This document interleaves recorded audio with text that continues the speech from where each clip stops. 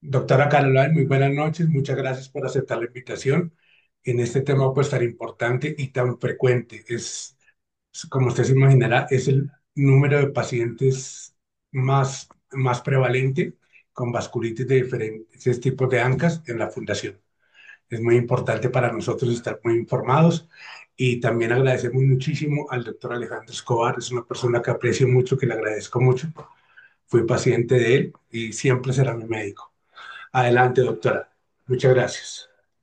Bueno, buenas noches para todos. No sé si el doctor Alejandro Escobar quiera dar Sí. unas palabras antes de mi inicio y tengo permiso de compartir mi presentación. A ver, doctora, puede intentar, si no, yo lo comparto. Doctor Alejandro, por favor, quiere darnos unas palabras antes, por favor. La verdad es un doctor que en la fundación lo apreciamos muchísimo. Listo. Doctor Alejandro,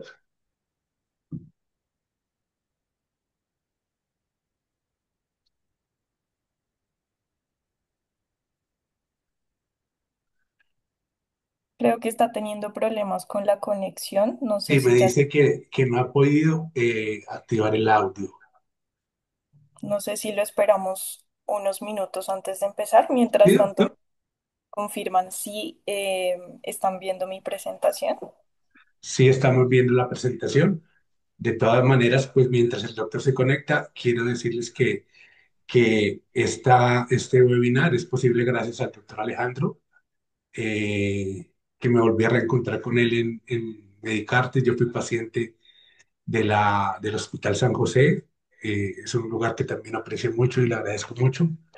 Y bueno, es una gran persona y que siempre ha estado al tanto con nosotros. Fue la primera persona, el primer especialista que creyó en nosotros hace 3 años, la primera persona que nos apoyó con un webinar.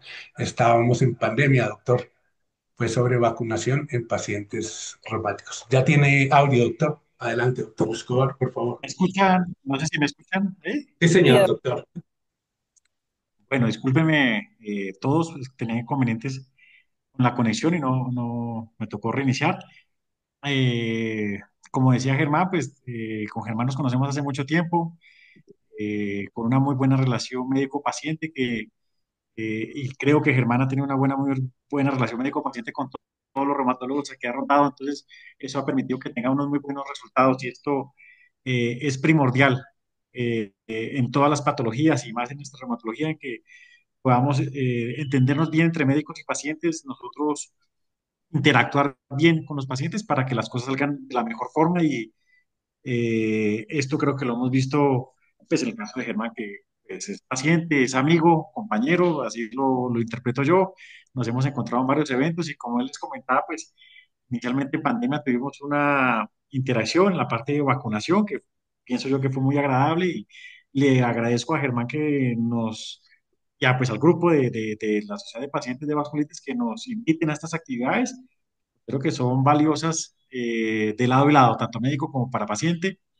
Agradezco a la doctora Mayorga por colaborarnos con esta presentación. La doctora Mayorga es reumatóloga y está a punto de terminar su actividad académica como reumatóloga y la conozco y doy fe de sus cualidades como médico, calidad humana y académicas. Entonces, pues espero que podamos aprovechar esta presentación que nos preparó muy amablemente. Y muchas gracias, Carlos, muchas gracias, Germán, muchas gracias a la sociedad por esta invitación. Mil gracias, doctor. Mil gracias, doctora Carolina. bueno, muchas gracias por la invitación. Es un honor y un privilegio para mí poder participar en esta actividad con ustedes. Ya el doctor Escobar me presentó, soy estudiante de él y creo que todos los estudiantes del doctor Escobar reflejamos lo que él es como profesional y como persona. El día de hoy vamos a hablar un poco de la vasculitis asociada a ANCA. Esta charla es para que los pacientes que tienen esta enfermedad o incluso los familiares de los pacientes con esta vasculitis entiendan un poco más de qué se trata esta enfermedad, cómo se diagnostica y cómo se trata. Quería comenzar mi charla con esta frase que es: el conocimiento es una herramienta poderosa. Cuando entendemos lo que nos ocurre, tenemos más control sobre nuestra salud. Y para empezar, vamos a identificar a los culpables de esta enfermedad, que son los vasos sanguíneos más pequeñitos. En la imagen de la izquierda vemos el corazón, que tiene una red de vasos sanguíneos que son de diferentes tamaños, grandes, medianos, pequeños. Unos de esos vasos se dividen en arterias, que son las rojitas, encargadas de llevar el oxígeno a los órganos y los tejidos. Y en azul vamos a encontrar las venas, que son las que regresan al corazón para otra vez nutrirse y volver a salir y cumplir su función. La función del corazón es como una bomba. Y tenemos los capilares, que van a ser los vasitos más pequeños, que van a ser los responsables de esta enfermedad. Para que entiendan un poco mejor, tenemos aquí en la derecha una imagen en la que hay una bomba hidráulica y una red de tuberías que también son de diferentes tamaños, que van a llevar o transportar el agua hasta un grifo, que vamos a hacer una analogía, que este grifo va a ser un capilar, que va a ser el más pequeño, pero muy importante a pesar de su tamaño, que puede ser cuando abrimos una llave y por fin tenemos el agua. Importante entonces reconocer este grifo, que es el responsable, o el capilar en términos médicos. Y pues esta tubería puede presentar diferentes problemas. Puede romperse, puede oxidarse, puede dañarse. Lo mismo puede ocurrir con los vasos sanguíneos, que es lo que ocurre en esta enfermedad. Los vasitos más pequeños se van a inflamar y pues pueden generar diferentes síntomas o manifestaciones en el organismo. Entonces, como les mencioné, esta inflamación de los vasos sanguíneos puede presentarse en cualquier vaso. Los vasos sanguíneos son de tamaño grande, mediano y los pequeñitos. La vasculitis asociada a ANCA va a afectar principalmente estos vasos más pequeñitos del cuerpo, que es entonces es la inflamación de los vasos sanguíneos. Aquí podemos ver en la imagen de la izquierda un vaso sanguíneo sano y en la imagen de la derecha un vaso sanguíneo que está inflamado. Ven que la pared está más gruesita y se puede dañar y no cumplir adecuadamente su función. Y pues se preguntarán, pero entonces, ¿qué son los anticuerpos, los ANCA? Anticuerpos anticitoplasma de neutrófilo son unas proteínas que genera el sistema inmune. El sistema inmune es el sistema que nosotros tenemos de defensa del organismo y va a generarlas por error y van a ir a atacar a unas células de la sangre que se llaman glóbulos blancos, más específicamente los neutrófilos. Hay tres tipos de vasculitis, que quizá estos nombres puedan ser algo familiares o difíciles para ustedes, como lo son la granulomatosis con poliangiitis, la poliangiitis microscópica y la granulomatosis eosinofílica con poliangiitis. Son tres tipos que lo que generan es esa inflamación necrotizante que llamamos nosotros, que quiere decir que el tejido se muere y que va a afectar esos vasos más pequeñitos del organismo. ¿Por qué es importante hablar de esto? Porque esta vasculitis sigue siendo un trastorno que es crónico, que es recurrente y va a generar una alta mortalidad y morbilidad, así como los efectos que van a tener los medicamentos que usamos. Pero hay una buena noticia, y es que la supervivencia se acerca al 90% si reciben un adecuado tratamiento. ¿Esto qué quiere decir? Que 9 de cada 10 personas que reciben tratamiento y son adherentes al manejo les va a ir muy bien. Y creo que muchos de ustedes se han enfrentado a que fue difícil hacer el diagnóstico, porque pueden tener unas manifestaciones que son muy variadas y que incluso pueden simular o hacer pensar a los médicos en otras enfermedades y no en principio a esta vasculitis asociada a ANCA.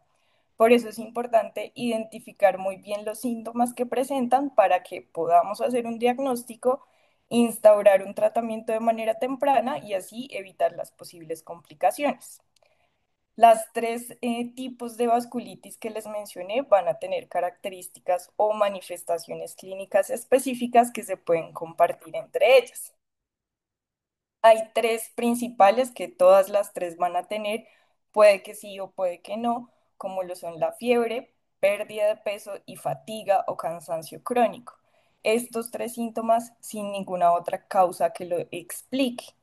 Y ya vamos a ver para que identifiquen un poco más los síntomas que también pueden presentar, que no todos los pacientes lo van a tener ni se presentan en el mismo momento.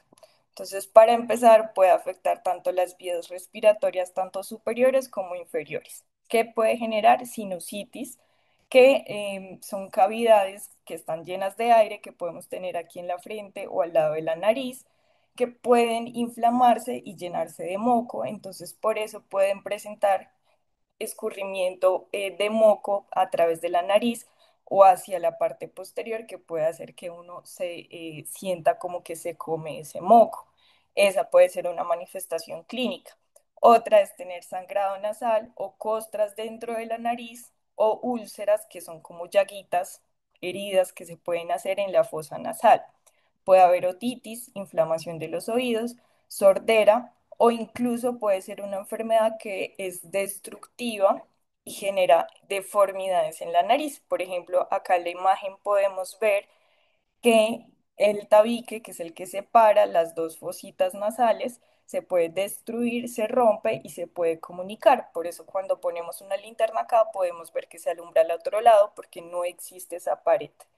Y otra manifestación que puede ser destrucción de la nariz, como podemos acá ver en esta imagen, que es lo que llamamos como nariz en silla de montar.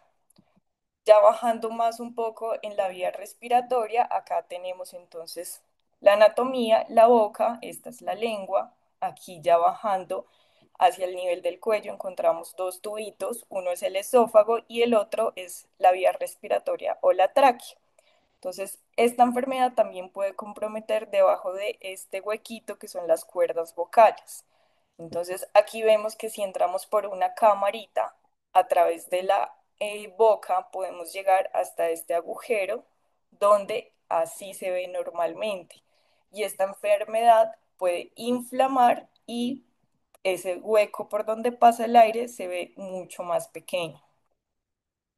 Bajando más entonces en la vía respiratoria puede comprometer también los pulmones. Esta es una tomografía de tórax que quizá algunos de ustedes ya se la han realizado, que se encarga de tomar imágenes o fotos desde diferentes ángulos de los pulmones y aquí podemos ver cómo se vería normalmente. Los pulmones son estos dos negros en estas diferentes imágenes. Y en un paciente que tiene vasculitis, no todos los pacientes pueden tener compromiso en el pulmón, pero puede que se enferme y se vean como estos parchecitos blanquitos dentro del pulmón o como una bolita que puede llenarse de aire. Esto sería el caso de un paciente enfermo. Otro compromiso que puede tener es el compromiso en los ojos, en el que puede generar epiescleritis, que ustedes lo pueden identificar como esta manchita azulada que ven en el ojo, o el ojo también se puede poner muy rojo o incluso disminuir la visión en alguno de los dos ojos porque también puede comprometer los nervios. Y en la piel, que esto se puede identificar fácilmente por ustedes, puede ser un cuadro leve en el que solo puedan ver punticos rojos en los miembros inferiores que pueden progresar y generar úlceras que pueden sangrar en casos mucho más severos. El riñón también se puede afectar, específicamente en el subtipo de poliangiitis microscópica. Aquí podemos ver un riñón como puede verse sano, un riñón que puede estar fallando y al fallar entonces lo pueden identificar porque pueden orinar con sangre en algunos casos o que la orina sea un poco más espumosa por lo que pierden más proteínas al perder la función normal del riñón. Y Otra característica, que estas son más del subtipo de granulomatosis eosinofílica como poliangiitis, es el en el que podemos ver en esta imagen de la derecha cómo se ve en la vía respiratoria normal, que son esos tubitos que van a llevar el aire a los pulmones, y cómo se ve en el asma, que se ve inflamado. El aire pasa por un tubito más delgadito. Estos Sí, mi amor. pacientes generan, que tienen asma, entonces pues usualmente es mucho más severa, mucho más difícil de controlar, que requieren consultas médicas recurrentes, incluso hospitalizaciones y medicamentos constantes. Esa puede ser como una alarma para decir, bueno, mejor busquemos otra cosa. Otra manifestación son estos pólipos nasales, que es como sobrecrecimiento en la mucosa que hay dentro de la nariz, que también pudiese generar obstrucción y síntomas como dificultad para respirar bien o ronquera. Esta enfermedad también se caracteriza porque puede haber unas células de la sangre que se llaman eosinófilos, que se aumentan mucho cuando normalmente casi no se identifican, y también puede generar compromiso nervioso. Entonces ustedes lo pueden identificar como que les genera hormigueo en las manos, en las piernas, o dificultad para realizar algún movimiento con las manos o las piernas, o incluso con la marcha. Entonces, es muy importante que identifiquen sus manifestaciones principales, porque puede haber un periodo libre de síntomas y tienen que estar atentos a cuándo pueden presentar o cuándo recurre alguno de esos síntomas para consultar al médico. Como les mencioné antes, el diagnóstico es muy difícil, a veces se puede retrasar, entonces se basa en todas estas manifestaciones que presentan según el tipo de vasculitis. Estos anticuerpos que les expliqué al principio de la charla se pueden medir en sangre y se detectan dos subtipos, que son la proteinasa 3 y la mieloperoxidasa. También en el caso de que presenten compromiso en el riñón, una ayuda diagnóstica sería biopsiar el riñón para ver la inflamación característica de la enfermedad, y también es muy importante la realización de imágenes y el seguimiento, ya que así podemos evaluar qué tan afectados están los órganos. No hay una prueba que nos diga, ya tienen vasculitis asociada a ANCA, es un conjunto, por eso es tan difícil realizar el diagnóstico en ocasiones. Y también es muy importante que en sus controles lleven el resultado de los anticuerpos, porque nosotros podemos diferenciar si es proteinasa 3 positivo, vamos a estar más atentos porque pueden tener más recaídas. Esto no es mandatorio, no quiere decir que todos los que tengan proteinasa 3 van a recaer, pero sí podemos estar más atentos para ver cualquier signo o síntoma de alarma que nos haga pensar que puede haber una recaída. Y en el caso de que tengan mieloperoxidasa positivo, pues entonces es más frecuente que se afecte el riñón, por eso vamos a estar más atentos al riñón, porque además puede progresar también y llegar incluso a enfermedad renal terminal o requerir diálisis. Por eso para nosotros es importante que se hagan el adecuado seguimiento, los estudios, y los lleven al control para así estar atentos hacia cuál de los dos brazos debemos vigilar más. Y también en cada consulta tenemos herramientas para medir cómo está la enfermedad. Evaluar en primer lugar cómo están los síntomas, qué tan activa está la enfermedad. También hay escalas o herramientas que nos pueden ayudar a ver qué tanto daño de órgano hay. Y súper importante también la perspectiva de los pacientes, saber qué experimentan en cuanto a la enfermedad, cómo se sienten respecto a los síntomas, respecto al tratamiento que están recibiendo, y cómo eso le genera un impacto a nivel social y emocional, que también es importante evaluarlo en cada consulta. ¿Qué otras complicaciones podemos tener más allá de la enfermedad propiamente, que es la vasculitis? Debemos estar atentos en el primer año que no tengan infecciones, o que quizás se presenten algunos trombos, que son coagulitos de sangre que pueden tapar el vaso sanguíneo o la tubería y pues obstruir el paso de la sangre. A mediano plazo debemos evaluar siempre qué efectos secundarios tienen los medicamentos que les instauramos, y a largo plazo, muy importante, y no olvidar la enfermedad cardiovascular, evaluar el riesgo de osteoporosis y de cáncer. Hago énfasis en la enfermedad cardiovascular, que de hecho es la principal causa de muerte a largo plazo, y pues es importante que se realicen estudios preventivos para identificar ciertos factores que pueden aumentar ese riesgo cardiovascular más allá de la propia enfermedad. Es importante también no solo que vayan con el reumatólogo, sino también con el internista, el nefrólogo o el neumólogo, en caso, dependiendo de las manifestaciones o el compromiso de órgano que predomine. En cuanto al tratamiento, lo vamos a dividir en dos fases, quizá para algunos sea familiar. Una fase que es la fase de inducción de la remisión, que es que se queden libres de síntomas, y luego viene la fase de mantenimiento, que es cuando queremos mantenerlos libres de recaídas. Primero controlamos los síntomas, una vez los controlemos, pasamos a la fase de mantenimiento para mantener la enfermedad controlada y que no recaiga.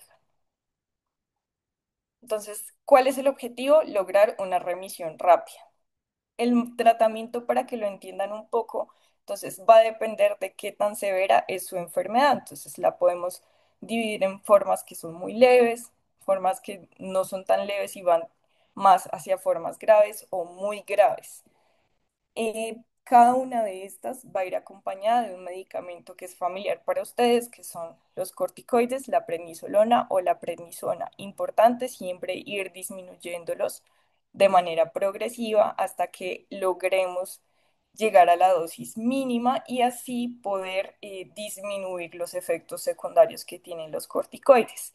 La mayoría de estas formas van a ir acompañados de otro medicamento aparte de los corticoides, como lo pueden ser el metotrexate, el rituximab, la ciclofosfamida, y en casos muy severos en los que se comprometa el riñón y el pulmón al tiempo, incluso pueden requerir una terapia que se llama plasmaféresis, que es cuando se separa el plasma de la sangre y se va a reemplazar por otro líquido, pero el plan es que no todos lleguen hasta este punto. En la fase de mantenimiento, una vez ya logremos controlar esos síntomas, debemos continuar el tratamiento porque así no sientan ningún síntoma, pues pueden recurrir y la idea es tener controlada la enfermedad. Se preguntarán cuánto tiempo va a durar el mantenimiento. Al menos son 2 años mínimo, pero hay ciertos pacientes que van a requerir una extensión del tratamiento, incluso hasta 3 o 5 años. El medicamento favorito es el rituximab, dependiendo pues ya de las manifestaciones clínicas. Pueden haber otras alternativas como lo son la azatioprina o el micofenolato. Y pues para el rituximab ya es más fácil la aplicación porque no va a ser sino cada 6 meses dependiendo del escenario. Y es importante que tengan en cuenta entonces los resultados que tenemos a largo plazo. Hay varias opciones. Si son adherentes y reciben el tratamiento adecuado, hasta el 90% de los pacientes van a alcanzar una remisión, es decir, que no van a presentar síntomas de la enfermedad y la enfermedad va a estar controlada.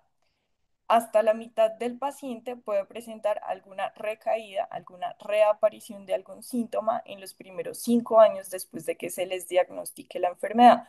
Por eso es importante que conozcan los síntomas más frecuentes, que fueron los que les mencioné previamente, para que así estén atentos y si les aparece algo nuevo en la consulta no lo puedan decir y busquemos más en ese síntoma.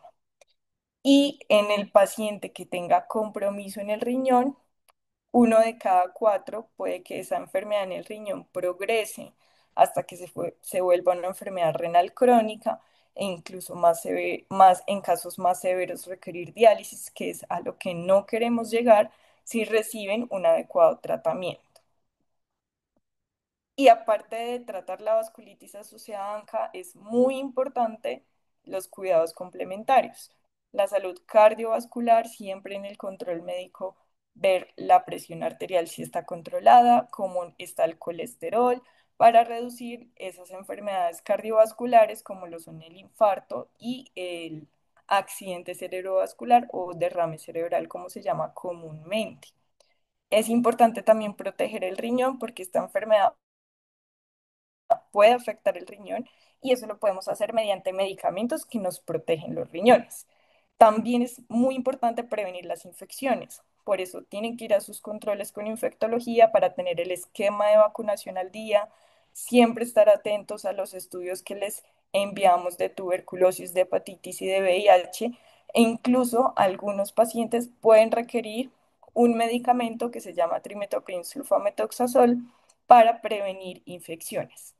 Y por último, la salud ósea, que también es muy importante porque seguramente van a requerir durante mucho tiempo tratamiento con corticoides o prednisolona y esta puede generar osteoporosis. Entonces, siempre que estén tomando prednisolona, tomar también calcio con vitamina D para prevenir o proteger los huesos también.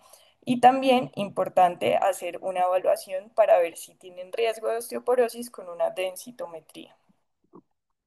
Para finalizar, entonces, mensajes importantes. Esta es una enfermedad que es crónica, pero se puede controlar.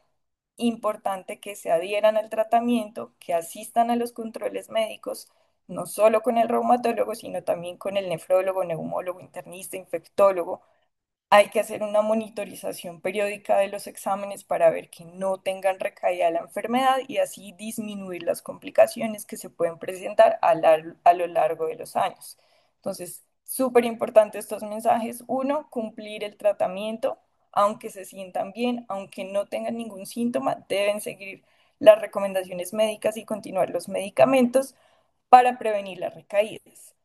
Segundo, asistir a todas las citas médicas, aunque sabemos que hay una barrera y puede que tengan dificultades para el acceso a los controles médicos. Súper importante estar pendientes de las citas médicas y hacerse los estudios de seguimiento.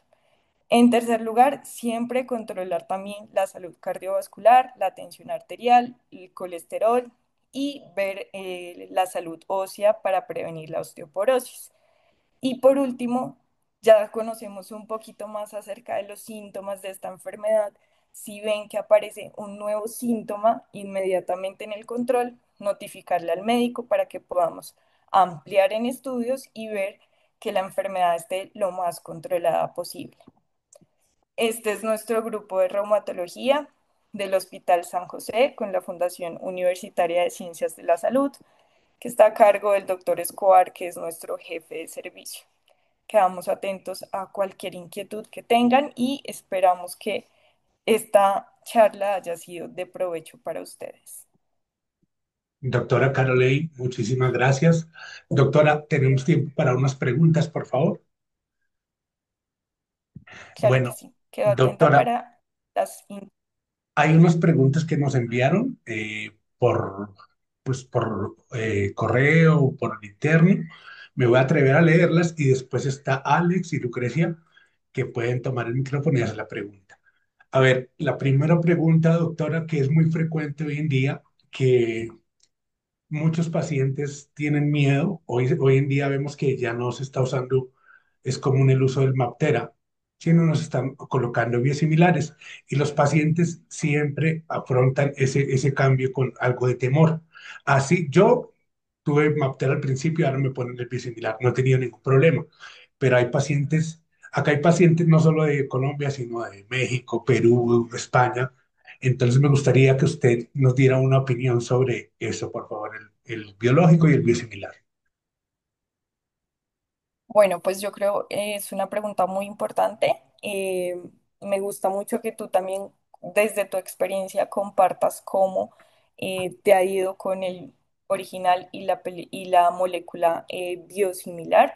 Realmente pues entendemos la preocupación que tienen los pacientes en cuanto que quizá sea de pronto menos efectivo y que no les controle de manera efectiva los síntomas o la enfermedad, pero pues de la parte médica les podemos dar como un parte de tranquilidad en el que ambas moléculas funcionan, son efectivas, cumplen el mismo objetivo de controlar la enfermedad y tener en cuenta también que pues no es como un medicamento mágico, que incluso estando con el rituximab, así sea la original o el biosimilar, pueden presentar recaídas. Entonces por eso también es importante estar en el seguimiento periódico con reumatología. No sé si el doctor Escobar quiera complementar algo más. Creo que es una muy buena pregunta. Yo pienso y obviamente esto es mi percepción y mi concepto que tanto a médicos como a pacientes nos gustaría que todos estuviéramos no solo para vasculitis y nuestras enfermedades con la molécula innovadora. Eso es lo que nosotros quisiéramos. Bueno, cuando hay un medicamento biosimilar o bioequivalente, en términos generales, son medicamentos que no cumplen todas o no es necesario que pasen por todas las fases de investigación para soportar el estudio, sino que ya se hacen, son los estudios de seguridad y eficacia en humanos. O sea, se evitan ciertas fases, por lo cual en términos generales son medicamentos que suelen salir más económicos que la molécula innovadora porque se acortan mucho en la fase del estudio. Evidentemente, pues cada país debe tener una legislación dirigida a estos medicamentos biosimilares, a cuáles deben entrar o cuáles no y qué deben cumplir. Hay medicamentos perdón, hay países que son más exigentes o más robustos en su legislación frente a los biosimilares. Ya, digamos, en la práctica clínica, lo que nosotros hemos visto, pues no estamos entrando a defender un sistema de salud o algún medicamento u otro, repito, nosotros quisiéramos que hicieran con el biosimilar, que ha cumplido con todo, pero en términos generales veo que los biosimilares cumplen desde el punto de vista de eficacia y seguridad con las mismas características que la molécula original, es lo que nosotros percibimos o tenemos en cuenta en nuestra práctica clínica. Ya en ciertas oportunidades que algún paciente no tenga la respuesta o note que hubo un switch o un intercambio de la molécula original al biosimilar y no se controle, uno podría dirigir y está la parte legal o desde el punto de vista de someterlo para que nos dé la molécula innovadora si venía controlado. Pero repito que aunque quisiéramos que fuera la molécula innovadora, en nuestra práctica clínica, la percepción desde el punto de vista de eficacia y seguridad es muy similar a Mapera. Es lo que nosotros vemos como clínicos y obviamente estamos pendientes también de que podamos cumplir. De cierta forma somos ajenos a a los moléculas que ingresan biosimilares. En nuestro país, en Colombia, pues cada EPS avala si se utiliza la molécula innovadora o uno u otro biosimilar o bioequivalente, pero los que tenemos a la mano ahorita, no sé en otros países, pero nos parece que nos ha ido bien a la fecha. Y espero que sí. Muchas gracias, doctor. Doctora, otra pregunta que nos llegó al correo y es acerca del equipo médico interdisciplinario, ¿no? Usted nos hablaba, creo que en Colombia, según la experiencia que tenemos en la organización, somos privilegiados porque normalmente tenemos un amplio espectro de médicos especialistas y no solo de médicos, sino de profesionales que están trabajando de la mano con nosotros. Por ejemplo, la parte de psicología, es muy importante que estemos en psicólogo, no porque estemos locos, es frecuentemente el rechazo que cuando nos envían al psicólogo, la parte de infectología, que es supremamente importante, y otro profesional de los que veo que en los programas de reumatología nos tratan normalmente acá en Colombia es el químico farmacéutico. Nos gustaría que usted nos diera pues su opinión sobre la importancia de un equipo médico interdisciplinario en el paciente con vasculitis, por favor. De acuerdo, así como lo mencioné durante el transcurso de la charla, si bien es una enfermedad principalmente de los reumatólogos, también nos compete a todos dependiendo del compromiso que genere. Si compromete el pulmón, pues tiene que seguirlo el neumólogo; si compromete el riñón, el nefrólogo. Importante también no solo que estén en estas especialidades, sino también medicina interna que esté evaluando esa parte que quizá al reumatólogo se nos puede escapar, que es la parte cardiovascular, de salud ósea. El infectólogo también es súper importante por lo que les mencioné del riesgo de infecciones, que la vasculitis propiamente ya genera un aumento en el riesgo de que les genere algún tipo de infección Y sumémosle a eso que también van a recibir medicamentos que van a aumentar aún mucho más ese riesgo de infección. Entonces, por eso es importante prevenir esas infecciones, que acudan al infectólogo para estar al día en el esquema de vacunación.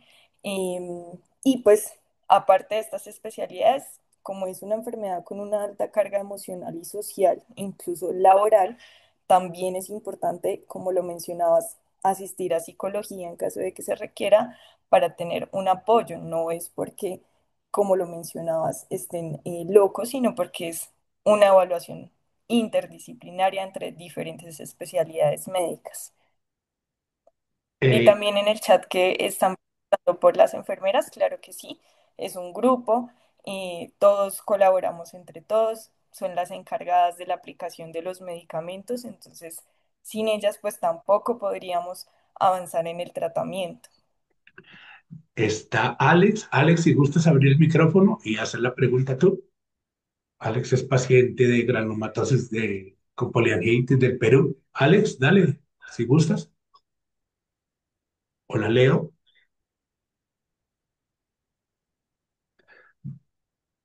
Bueno, voy a leer la pregunta de Alex. Alex es paciente de granulomatosis con poliangiitis y nos pregunta, ¿es posible mantenerse libre de recaídas o siempre existirán por más cuidados que se tengan? Si tuve remisión con bicofenolato, ¿debo seguir con el mismo medicamento de mantenimiento por 2 años o por cuánto tiempo? De acuerdo, entonces si es posible mantener la enfermedad libre de recaídas, que es como comúnmente llamamos en remisión, por largos periodos de enfermedad, pero súper importante, aquí hago énfasis en que así estén en remisión, por favor no pierdan los controles médicos. Sí se puede mantener la remisión por un largo periodo si con el micofenolato se mantuvo la remisión, seguramente ese es el medicamento que vamos a mantener. Dependiendo del caso individualizado, miramos si se puede ser 2, 3 o hasta 5 años. El tiempo sí depende de cada caso en particular. Hay otra pregunta de Lucrecia. Lucrecia, si gustas preguntar o yo la leo. Bueno, voy a Buenas leer. noches, Dale, Lucrecia. buenas noches, doctora. Una preguntita. Es que yo he estado Buenas noches. desde hace 2 años, se me cayeron dos dientes, ¿no? Entonces yo ya estoy yendo a odontología particular. Ella me hizo como un tratamiento en los dientes, me puso algo con, ¿cómo se llama? Como con resina, pero eso se me inflama. Cada nada mantengo con las encías inflamadas. Entonces, ella me ha mandado diferentes medicamentos y todo, pero no, nada me cura. Eso mantengo inflamadas las encías. ¿Ay, qué puedo hacer, doctora? ¿O eso es por la vasculitis o qué? Pues yo creo que lo más importante es asistir al control médico para hacer como un adecuado examen físico, valorar otras variables para ver si quizás sea inflamación de los vasos por la enfermedad o por algún medicamento que no te hayas podido recuperar bien después del procedimiento que hicieron. Pero pues tocaría evaluar como el caso de manera individual y sobre todo hacer un adecuado examen físico de la cavidad oral. Doctora, otra preguntita, qué pena. Usted insiste mucho en lo del infectólogo. A mí el reumatólogo nunca me habla de eso del infectólogo, del químico. Él no me dice a mí nada de eso. En la última esta que me hizo me dijo, ah, está bajita de vitamina D, pero pues no me manda que así como yo veo unas compañeras tienen otra enfermedad, el lupus, otras enfermedades, ellas salen un momentico al sol, pero a mí nunca me han dicho nada. Ahí uno qué hace. Bueno, súper importante esa pregunta. Me parece maravilloso que se creen estos espacios para que precisamente ustedes conozcan un poquito más de la enfermedad, porque puede que en algunos casos se nos pase por alto algo a evaluar. Entonces, Esto es algo en conjunto entre el médico y el paciente que se puede discutir. Nosotros estamos abiertos a todo lo que ustedes quieran, entonces en el próximo control es posible que le consultes si te pueden mandar el infectólogo para ver cómo tienes tu esquema de vacunación, si está al día o si hay que agregar algo más, con toda la tranquilidad del mundo. Ah, bueno, doctora, muchas gracias. Lucrecia, perdón y la confianza de llamarla por su nombre. Importante lo de lo que comentan de las encías y creo que la respuesta de la doctora Carlos es adecuada. Ahí tendríamos importante evaluar si es algo directamente o relacionado con la parte de la cavidad oral o la parte dental. Importante evaluar qué medicamentos toma usted, porque hay medicamentos que pueden asociarse con compromiso de encías o alterar la cicatrización.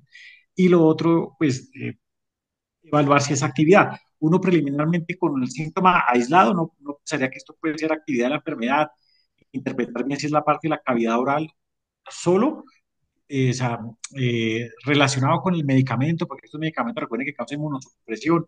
Entonces sí vale la pena, como dice la doctora Mayorga, que nosotros como reumatólogos podamos evaluar integralmente y holísticamente el paciente para poder dirigirlo.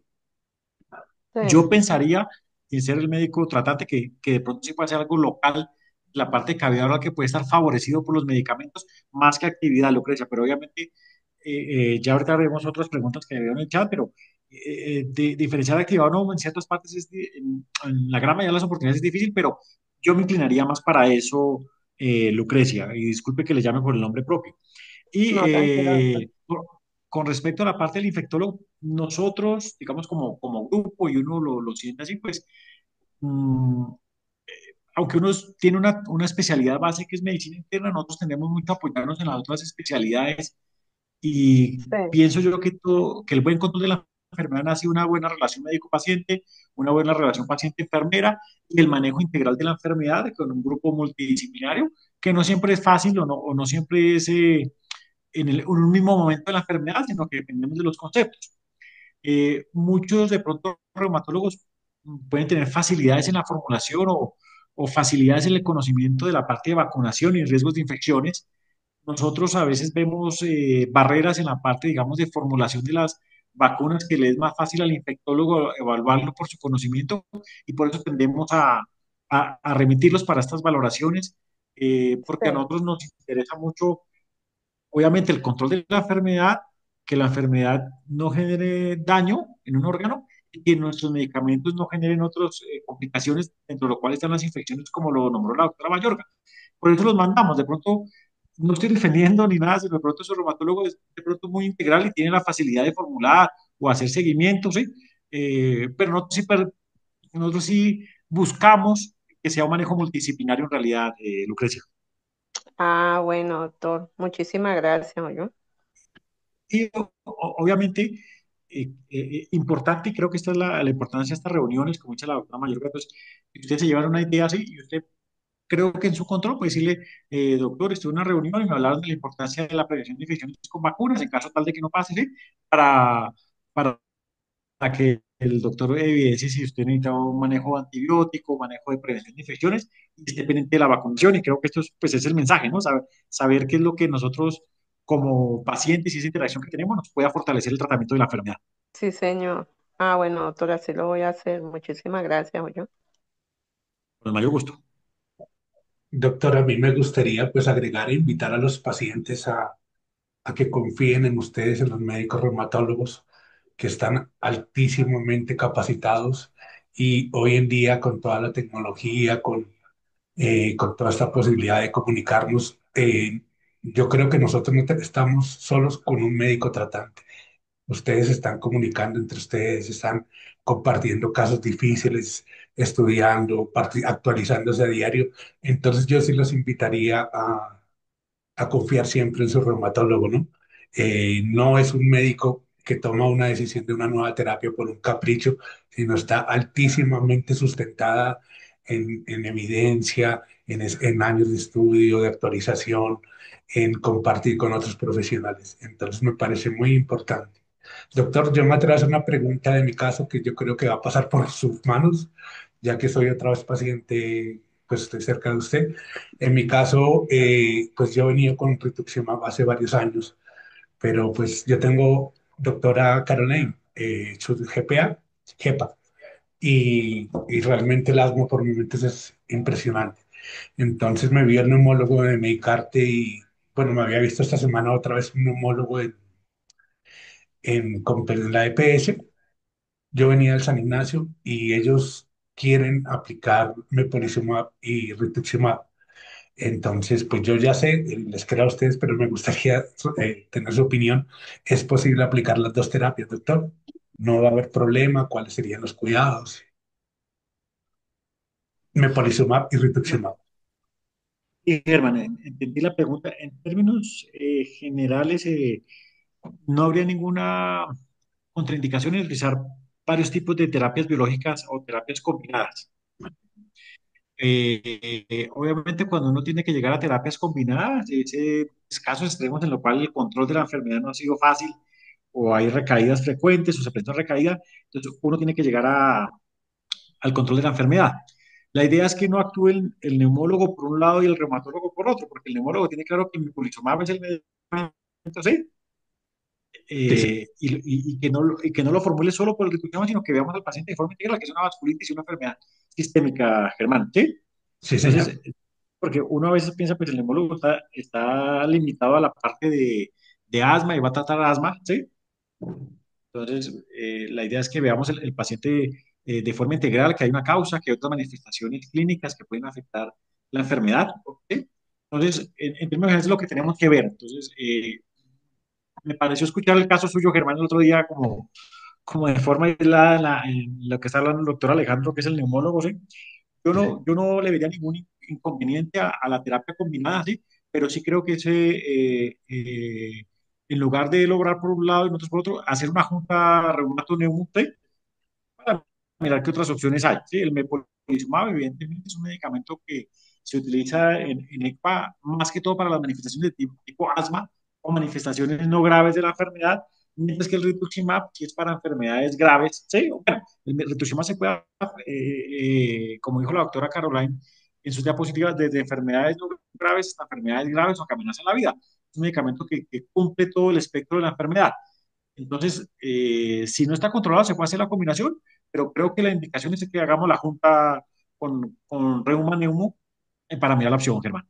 Gracias, doctor. La doctora, la otorrino también me vio que excelente. En mis como 15 años con vasculitis nunca me había visto otorrino y encontró que tenía pólipos en la nariz. Doctor, es una pregunta. ¿Cómo contrarrestar reacciones adversas entre paréntesis diarrea de medicamentos como el micofenolato? Germán, voy a irme más arriba en el chat que hay otras preguntas antes. Si quieres, yo las voy Adelante, contestando a la doctor. doctora Karen, ¿sí? Y Sí, para perdón. que ella nos vaya respondiendo. Entonces, las respondemos de Carolina y yo. Entonces, hay una pregunta que dice que la sangre en orina puede ser microscópica, nos preguntan, ¿sí? Y la trata el reumatólogo y el nefrólogo. Me adelanto a la doctora Caroline, ¿sí? Y evidentemente creo que Maribel nos pregunta esto y sí, la- es poco probable, aunque hay casos descritos, que la sangre en la orina sea macroscópica. Cuando hablamos de macroscópica es que la vemos eh, como pacientes y como médicos cuando estamos orinando. Eso es lo que vemos macroscópica. Lo microscópico lo vemos ya en un examen de orina en la cual nos van a decir, hay sangre macro o eritrocitos, eso es lo que nos reporta el examen de orina. Entonces, cuando vemos nosotros, estamos más centrados en la parte de la sangre microscópica, ¿no? Y por eso hacemos el examen de orina y miramos de dónde puede provenir esa sangre. Sí, repito, no toda es microscópica, pero generalmente en vasculitis y generalmente reumatoide es más microscópica que macroscópica, generalmente, la gran mayoría de los casos. Entonces, sí, le hacemos seguimiento, eso lo vemos en el parcial de orina. El parcial de orina nos reporta los eritrocitos o la hemoglobina y eso nos permite definir si hay que descartar un componente de actividad de la enfermedad, si lo que tenemos de pronto sea una infección a nivel urinaria, si lo que tenemos de pronto es un evento adverso del medicamento, ¿sí? O si nos toca de pronto descartar que tengamos algo adicional. Ejemplo, próstata, alguna masa vesical, cálculos en la orina, ¿sí? Entonces, eso es lo que nos invita a hacer un diagnóstico amplio de diferenciales para que no sea esa actividad o no en términos de la sangre orina, pero sí, la hacemos en el parcial de orina Y el componente renal, si lo trata el reumatólogo o el nefrólogo, eh, cualquiera de los dos, pienso yo, es el encargado de tratar el componente de sangre en la orina desde el punto de vista asociado a la enfermedad.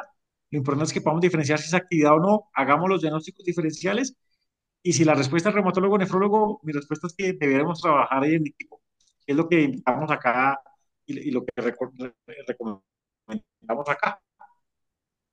Esta es una otra pregunta que nos hacen también Maribel, y no sé si Carol está, pero nos pregunta si, ¿cómo se sabe si la enfermedad está activa o inactiva? No sé si Carol quieras responder. De acuerdo. Como les mostré en una parte de la presentación, nosotros nos podemos apoyar de herramientas que ya están predeterminadas para evaluar de acuerdo a los síntomas que presentan y a los exámenes que nos traen al control si la enfermedad puede estar activa o no. Nos apoyamos de la clínica, los exámenes y la herramienta que ya está establecida. La podemos usar como si fuera un tipo de cuestionario y con eso vamos viendo si dan puntajes más altos, nos indica que no puede ser los síntomas explicados por otra causa, sino por propiamente la vasculitis, que probablemente esté activa. No sé si el doctor quiera complementar en algo más. Sí, acá digamos, desafortunadamente, tanto en el diagnóstico como en el pronóstico, perdón, tanto en el diagnóstico como en el seguimiento, no tenemos un examen como digamos en diabetes que tenemos el azúcar, no sé si está alto, acá no existe, ¿sí? Incluso los anticuerpos, como preguntaba, como hay otra pregunta, pues pueden salir negativos tanto en el diagnóstico como en el seguimiento. Entonces no tenemos algo, sino lo que hacemos nosotros como clínicos es evaluar el tipo de manifestación que ustedes nos relatan, buscar si hay más manifestaciones relacionadas con la enfermedad. Recuerden, como dijo la doctora Carmen, la presencia de recaídas puede ser frecuente hasta el 50%. Bueno, entonces buscar hacer los estudios por imágenes, a veces nos toca hacer estudios por patología, descartar que no sea por medicamentos, que no sea por infecciones, y con eso quedarnos si la enfermedad está activa. No es fácil, ¿sí? No hay un examen o un marcador. A veces pueden ser los reactantes. Ustedes ven que el reumatólogo pide que es la velocidad de sedimentación o la proteína C reactiva, ¿sí? Pues la idea es que nosotros podamos hacer una interpretación global de síntomas, que es lo que ustedes nos cuentan, signos, y soportados sobre una serie de herramientas paraclínicas para saber si la enfermedad está controlada o no, o si es actividad o no. ¿Sí? Preguntan acá, Doctor, Carlos, no sé. Sí, me gustaría agregar, doctor, que pues el próximo mes tenemos nuestro encuentro de pacientes presencial y va a estar precisamente el doctor Paul hablándonos del tema, de algo que yo siempre le escuchaba en consulta a usted, que era el Vivas, que siempre les preguntaba a los estudiantes de qué es el Vivas, porque me sorprende mucho que por lo menos en artritis, el paciente de artritis es muy conocedor del DAS 28. En cambio, cuando se le habla al paciente de vasculitis, muy poco entiende qué es el Vivas, por ejemplo. Y por solo tener la proteína, tuvimos el caso en la fundación alguna vez que alguien tenía el PCR como en 9, dijo que estaba en recaída y ya quería salir al médico, ¿sí? Entonces, un paciente con más experiencia, porque hay pacientes que ya están muy, muy conocedores de su enfermedad, le decía simplemente deje de comer pan y se le baja el PCR. Entonces, entender que la recaída, pues no solamente con un examen, así como el diagnóstico no solamente llega con un examen, sino con un conjunto y sobre todo el ejercicio clínico que ustedes tienen ahí en el consultorio, que ustedes son los especialistas y ustedes son los que, obviamente basado en la conocimiento que nosotros tengamos y le podamos transmitir a ustedes, doctor. Muchas gracias, doctor. no, Germán, gracias por el aporte. Carlos, nos preguntan acá que en casos de usar cloroquina en vasculitis ANCA.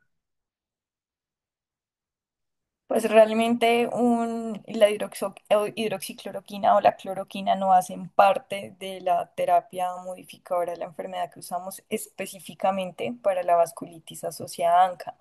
No sé si quizá la indicación haya sido porque hay casos en que los pacientes se pueden presentar con poliautoinmunidad, puede que quizá tenga alguna otra enfermedad que esa haya sido la indicación del medicamento, más no la vasculitis asociada a ANCA.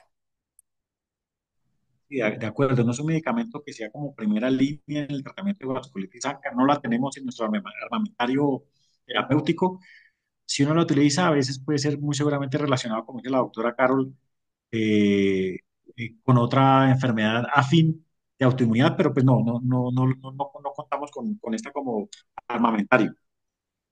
Creo, Germán, que veo una mano levantada de Laura C. No sé si Laura quiere comentar algo o si Germán, pues, que es el que está manejando el conversatorio, nos dice si seguimos con las preguntas del chat o Laura tiene alguna pregunta.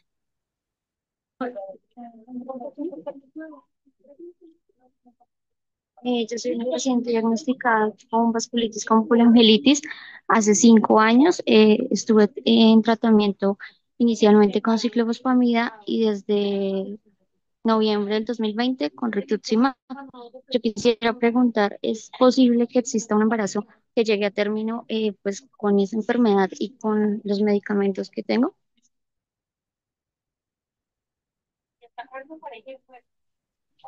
Carlos, ¿quieres hablar o respondo? Bueno, doctor, pues es importante en primer lugar, si es posible, quedar en embarazo. Lo más importante es que la enfermedad esté inactiva por un largo periodo de tiempo, ojalá fuera un año o más, en que la enfermedad esté en remisión, para pues tener un embarazo más controlado. Y sí es súper importante saber la medicación que tengas en ese momento, porque hay algunos medicamentos que quizás se pueden usar que no podemos continuar durante el embarazo. Entonces, el escenario ideal es uno, que la enfermedad esté bien controlada, que lo más controlada posible, que asistas a los controles con reumatología para evaluar qué medicamentos tienes en ese momento y saber qué estrategia se va a implementar durante el embarazo, porque sí hay medicamentos que podemos usar en el embarazo para que se mantenga la enfermedad controlada. Respecto al rituximab, sí puede haber un inconveniente. em, pero es sobre todo no genera malformaciones en el bebé, sino el inconveniente puede llegar a ser en el plan de esquema de vacunación de tu bebé, que quizás se tenga que posponer a lo que normalmente se usa. No sé si el doctor Escobar quiera complementar algo más. No, me parece que es una muy buena pregunta. Generalmente nuestras enfermedades autoinmunes son, bueno, esta puede cambiar un poco, la verdad, sí, pero la gran mayoría son más mujeres que hombres y pues obviamente estamos en mujeres en edad fértil con muy seguramente deseo de pareja y una pareja estable, ese es su deseo. Entonces, lo primero que nosotros recomendaríamos es que la enfermedad esté controlada o en remisión, que es lo que hablamos del VIVAS, que decía Germán, que lo que dice la doctora Caroline, ¿sí? Lo segundo es que como pacientes ustedes, o sea, nosotros deberíamos preguntarlo, pero también ustedes como pacientes, toquen el tema con su reumatólogo porque la idea es evaluar cuál es el mejor momento para quedar en embarazo. Entonces, existen varios riesgos, el riesgo de la enfermedad como tal, si hay un componente cardíaco, si hay un componente pulmonar, si hay un componente renal, eso nos favorece los riesgos de complicaciones en el embarazo. Entonces, la idea es que la enfermedad esté controlada. Segundo, los medicamentos. No todos los medicamentos se pueden utilizar en embarazo. Digamos, micofenolato tiene unas recomendaciones de contraindicación, ciclofosfamida también, rituximab unas situaciones especiales. Entonces, la idea es que ustedes, primero la enfermedad esté controlada. Una vez controlada, nosotros podamos dejar un medicamento que se pueda utilizar tanto en el embarazo como la lactancia, siempre y cuando la enfermedad lo permita. ¿Sí? Y lo otro que es importante es la planificación. O sea, si digamos tenemos una contraindicación clara, es mejor que tengamos una planificación. A veces pensamos que solo dirigido a las mujeres, nuestros hombres y mujeres, ¿sí? Hablemos de los riesgos que se pueden generar preconcepcionales con ciclofosfamida, con metronidazol, con micofenolato, ¿sí? Definamos la lactancia, es importante y la idea es que tengamos más que un embarazo, o sea, tengamos, si sé que es un embarazo deseado, pero es un embarazo programado y planeado, tengamos una valoración preconcepcional previo a plantear todo esto para que vayamos en las mejores condiciones y no se nos active la enfermedad. Esto es importante y es una muy buena pregunta. Espero que estemos Doctora dando Caroline, muchísimas respuesta a gracias. esto. Yo creo que es suficiente, doctor. Ya nos dieron su tiempo, todo su conocimiento. Muchísimas gracias, doctora Caroline.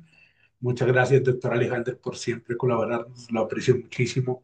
Viví una época muy complicada con usted cuando estábamos en pandemia. Yo llegaba al hospital a aplicarme el rituximab. Fue muy duro. Y siempre lo recuerdo, doctor. Siempre estoy muy agradecido con usted y espero a la doctora Caroline conocerla muy pronto personalmente. Muchísimas gracias y de parte de Fumbaco queremos invitarlos a todos ustedes el 22 de noviembre.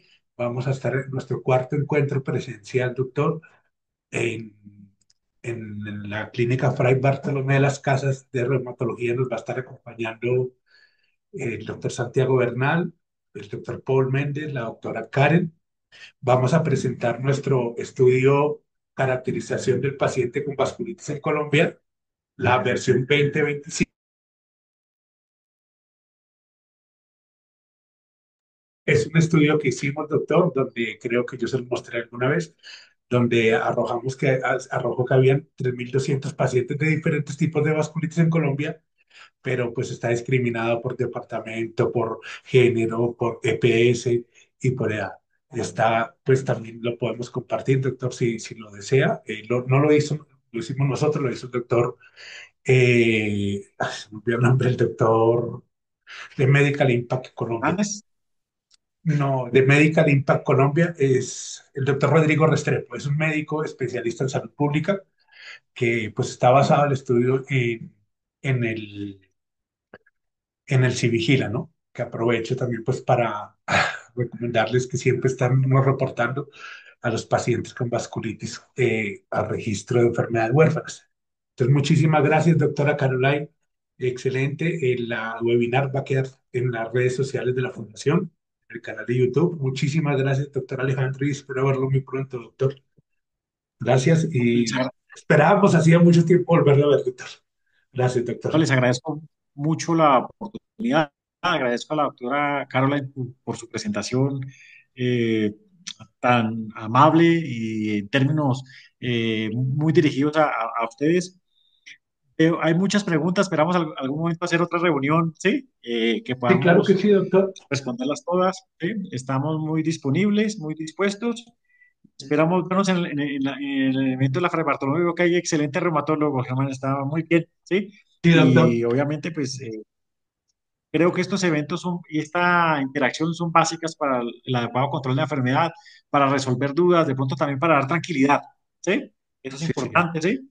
A los Sí, señor. pacientes y bueno, esperemos para otra oportunidad y muchas gracias. De verdad, como dijo Caroline, un honor, sí, un orgullo poder participar con ustedes y felicitarlos por su grupo, por su sociedad, que creo que así funcionan las cosas en la gran mayoría de enfermedades, preocupándose por la misma enfermedad. Doctor Alejandro, muchas gracias. Doctora Caroline, muchísimas gracias. Muy amable, doctora Caroline. La gente, estoy seguro que vamos a recibir solo buenos comentarios y los invito pues a seguirnos en las redes sociales. Estamos en todas como @Fundacoy. Muchas gracias y muy buena noche, doctor. Doctora, muy buena noche. Muchas gracias a ustedes por la participación Gracias, doctora. Doctora, ¿podemos y la compartir la invitación. presentación entre los pacientes? Claro que sí. Mil gracias, doctora. Muchas gracias, doctor Alejandro. Buenas noches para Buena todos. noche. Muy buena noche. Gracias, doctor.